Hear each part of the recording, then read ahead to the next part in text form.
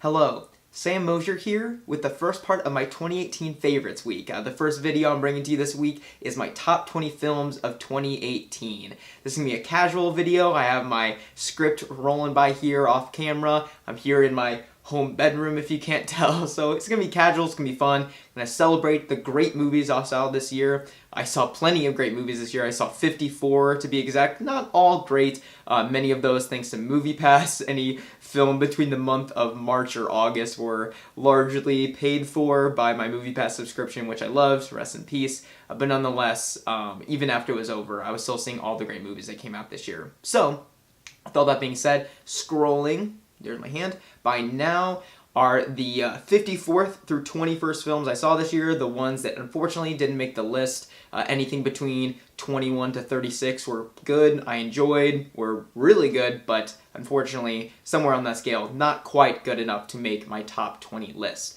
So, with all that being said, there were plenty of films I missed in 2018. Scrolling by now are the 10 films I feel like I missed, the ones that I was either too busy or didn't have the opportunity to see. And if I had, I feel like they would have a good chance of making my top 20. So sorry to all of those, but hopefully I can catch them sometime in 2019. The reason I make this video so late is so I can give a chance to myself over winter break as a college student to catch up on some of these films, but still miss them.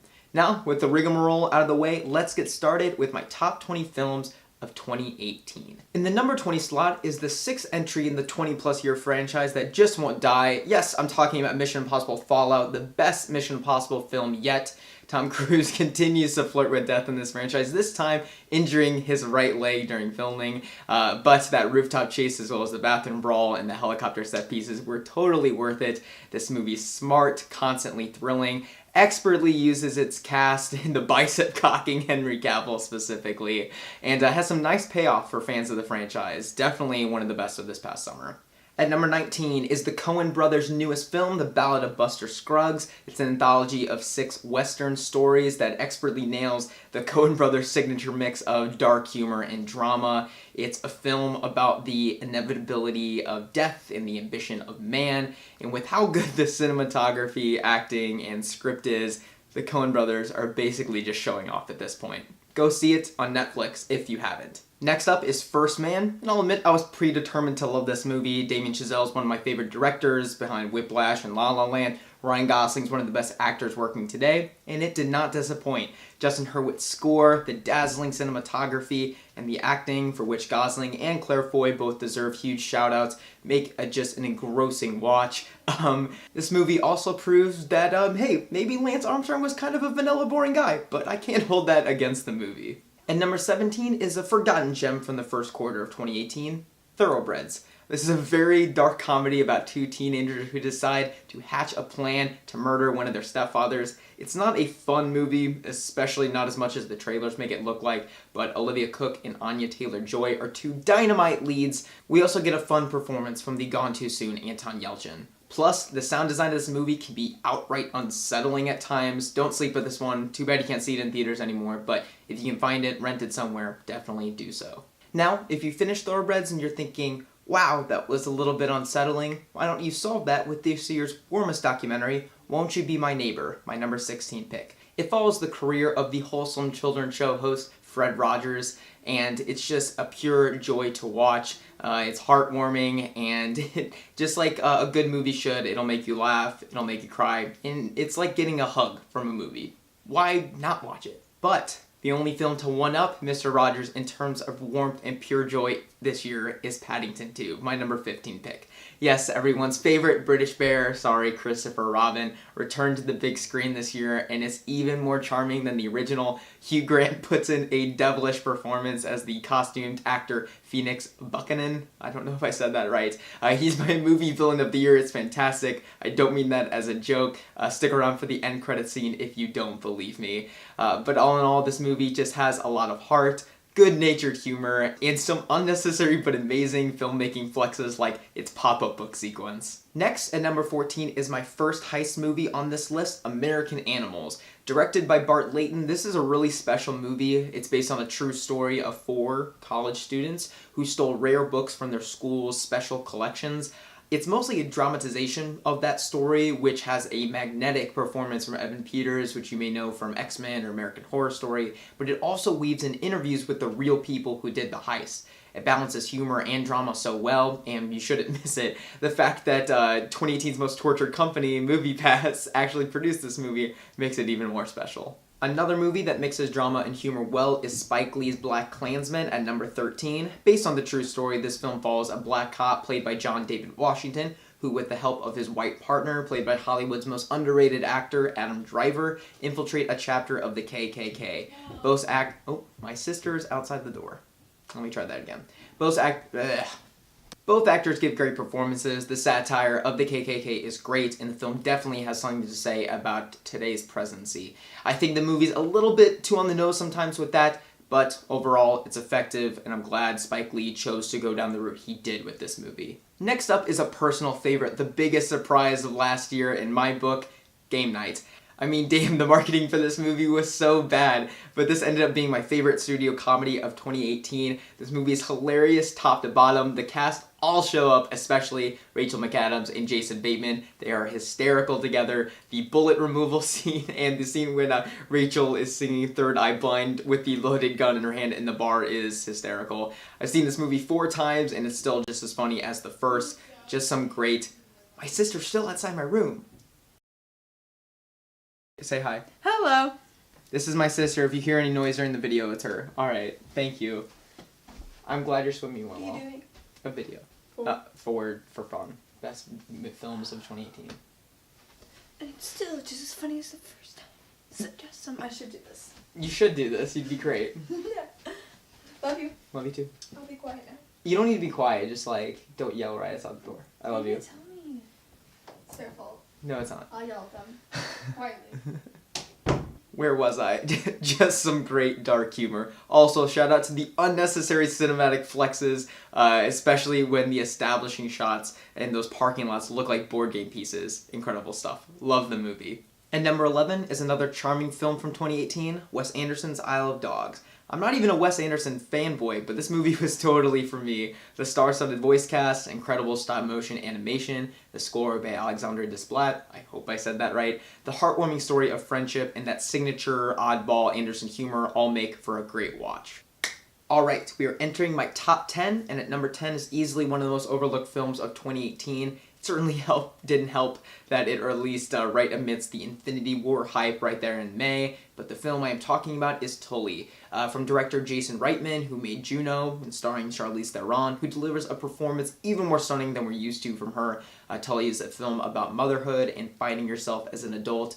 I won't say much more, but it is a very darkly funny movie and beautiful at many points, especially in scenes with the very talented Mackenzie Davis. Another darkly funny movie that released in 2018 was The Favourites, coming in at number 9. Directed by the weird and creative Yorgos Lanthimos and starring Olivia Colman, Emma Stone, and Rachel Weisz, all of whom deliver award-worthy performances. The Favourite takes place in 18th century England and follows 2 women vying for Queen Anne's attention.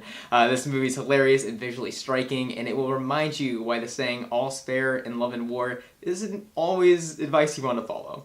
Next, at number 8, here we go. In the year of unique films, I think the unique film of 2018 has to be Boots Riley's Sorry to Bother You. It is a surreal dark comedy about a black telemarketer who starts to ascend the corporate ladder and things get weird. Like really weird. For y'all who have seen the film, you know what I'm talking about. That had to be the most unexpected twist of last year. This movie is fearless in its humor, cinematography, plot, and its social themes. It has a lot to say about race and capitalism, and I promise you, you won't forget this film after seeing it. Another unforgettable film from 2018 is Alex Garland's Annihilation, my number 7 pick. This sci-fi film definitely follows in the stylistic footprint of films like Arrival and Interstellar, so it's definitely up my alley. It's often terrifying, but also strangely beautiful. I love the creature designs, the skin-crawling electronic score, and its message about humanity's tendency to self-destruct. If you missed this one, check it out soon. Coming in at number 6, I hinted at it earlier, the second heist film on my list, the highest heist film on this list. No, it's not Ocean's 8, I'm talking about Steve McQueen's Widows, a fantastic ensemble drama about widows whose husbands die, they're professional thieves, and they have to finish their last job. But it is so much more than that. Huge shout out to McQueen and Gone Girl author Gillian Flynn for this complex screenplay that has themes of grief, gentrification, sexism, police brutality, all without any of them feeling forced. Viola Davis, Elizabeth Debicki, and a terrifying Daniel Kaluuya, who you may remember from Black Panther and Get Out, give standout performances in a cast in which, frankly, everyone is great. At number 5, winner of the Wow, I Can't Believe, and I'm so happy this did not disappoint award, Spider-Man Into the Spider-Verse. From its first trailer, I was sold, and not only did it win that aforementioned award, but it surpassed my sky-high expectations. Where do I begin with this movie? Because everything about it is frankly unbelievable. I mean, this came from the same studio that gave us Venom only like 4 months ago. But Into the Spider-Verse is a movie that celebrates and respects diversity, individuality, family, and mentorship.